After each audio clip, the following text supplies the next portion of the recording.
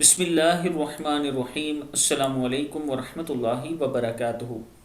جو شخص شام کے وقت 4 مرتبہ یہ دعا پڑھ لے تو اللہ تعالیٰ جہنم سے اس کو آزاد فرما دیتے ہیں۔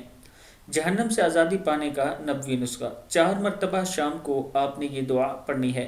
اللہم انی امسیت اشہدک و اشہد حملۃ عرشک و ملائکتک و جمیع خلقک انک انت اللہ لا الہ الا انت وحدک لا شریک لک وان محمدا عبدک ورسولک۔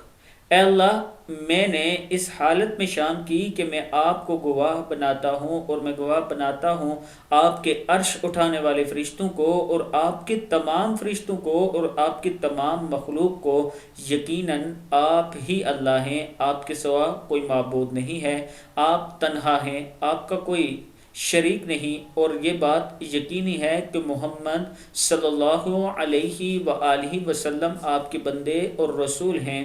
صدق اللہ العظیم۔ جہنم سے آزادی کے لیے یہ دعا پڑھا کریں، ابو داؤد میں یہ موجود ہے۔